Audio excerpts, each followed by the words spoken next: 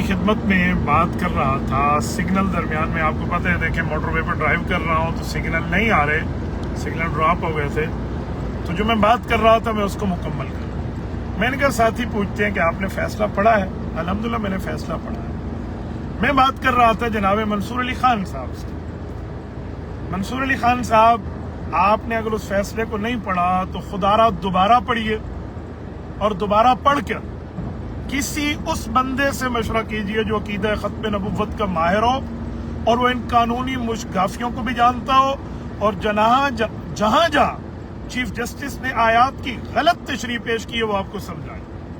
अगर ऐसा नहीं है, मैं आपके लिए बैठा हूँ, मौजूद हूँ, हाजिर हूँ, आप मुझे बुलाएं, मैं आपके सामने बैठ के आपसे बात करने के लिए तैयार हूँ, एक जिम्मेदार की हैसियत से। देखें, मैं आपके सामने वो फैसला साथियों के सामने पढ़वाए देता हूँ। जरा मैं फैसला दिखा देता हूँ, 1 मिनट, ताकि मैं वो फैसला आपके सामने प्रूफ कर पाऊँ कि वो जो कहते हैं ना कि आपने फैसला पढ़ा है तो जी मैं पेश कर सकूं कि जी हमने फैसला। ये देखें, ये फैसला है, ये फैसला है जो चीफ जस्टिस साहब का लिखा हुआ है। इस फैसले में कई शिक्के हैं। इसमें जो शिक नंबर 6, 7, 8 और 9, ये 4 शिक्के हैं ना, जरा इन शिक्कों पे अगर आपने गौर कर लिया होता ना तो यकीन मानिए ये कभी बात ना हो सकती। शिक नंबर 6 पर चीफ जस्टिस साहब ने ला इकराह फिद्दीन पेश किया है, और ला इकराह फिद्दीन के बारे में चीफ जस्टिस साहब ने जो अपना नजरिया पेश किया है वो नजरिया नहीं है जो अल्लाह के कुरान का। वो कहते हैं किसी पर आप अपना अकीदा जबरदस्ती नहीं डाल सकते। मैं ये बात मानता हूँ, किसी पर अकीदा जबरदस्ती नहीं डाल सकते, लेकिन कोई आदमी इस्लाम के नाम पे झूठ बोल रहा हो उसे जबरदस्ती रोका भी नहीं जा सकता। अगर वो मुसलमान है तो इस्लामी अहकाम का पाबंद है। मंसूर अली खान साहब, मेरे भाई काबिल एहतराम, क्या आपने हदीस पाक नहीं सुनी कि नबी अलैहिस्सलाम ने फरमाया जो लोग जमात में शरीक नहीं होते, मेरा जी चाहते हैं इनके घर जाऊं और इनके घरों को आग लगाऊं, लउहर्रिकन्ना अलैहिम बुयूतहुम। ये सख्ती नहीं है? फिर तो चीफ जस्टिस के फैसले के मुताबिक ला इकराह फिद्दीन उठाकर फिर नबी अलैहिस्सलाम की इस हदीस को भी नऊज़ु बिल्लाह रद्द कर दिया जाए, तो भाई इस्लाम लाने के बाद वो इस्लामी अहकाम का पाबंद है। और चीफ जस्टिस ये आयत कादियानी के लिए पेश कर रहा है, ये उसकी पहली गलती है।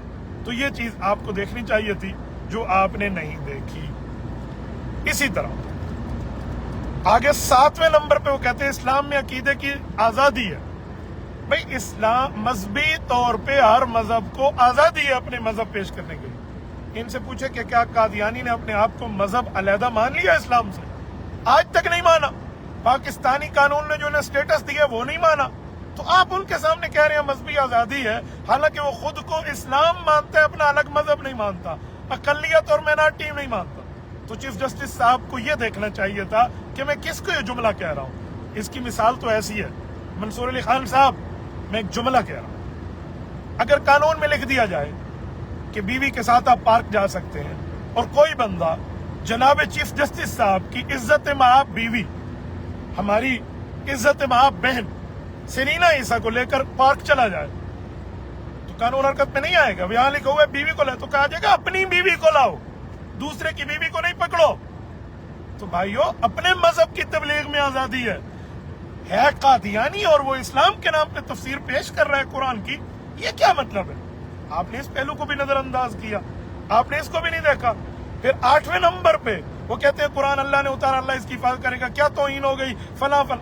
इन्ना लिल्लाहि व इन्ना, कुरान अल्लाह ने उतारा, इसका क्या माना है? हिंदुओं को भी तशरीह की इजाजत दे दे, ईसाइयों को भी दे दे, सिखों को भी दे दे, कादियानियों को भी दे दे, और वो इस्लाम के नाम पे तशरीह करते। फिर ये चीफ जस्टिस साहब ने इन्ना नहनु नज़्ज़लना ज़िक्र व इन्ना लहु लहाफ़िज़ून, उनकी गलत तशरीह और तवीर पेश की है।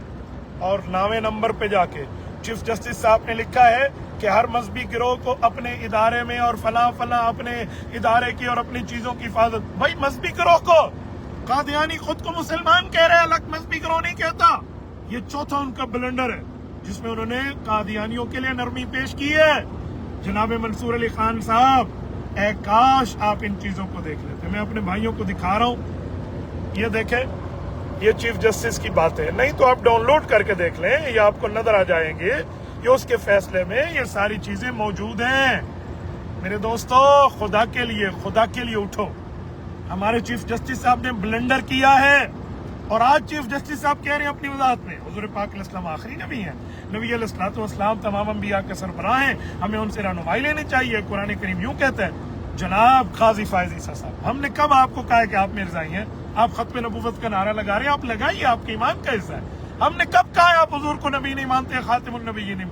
ہم نے تو اتنا کہا کہ آپ نے اپنے فیصلے میں قادیانیوں کو یہ 4 بلنڈر دیے ہیں، اس کی وضاحت کریں۔ اس کی وضاحت ہو نہیں رہی، اور ادھر ادھر کی باتیں ہیں۔ میرے کوئی دوست منصور علی خان صاحب کو میرے دونوں کلپ دکھائیں، حصہ اول بھی ہے، حصہ دوم بھی، یہ دونوں دکھائیں، ان تک پہنچائیں کہ جناب منصور علی خان صاحب، انصاف کا تقاضا یہ ہے کہ آپ نے ایک رخ تصویر کا پیش کیا ہے، ہماری طرف سے بھی رخ پیش کیجیے۔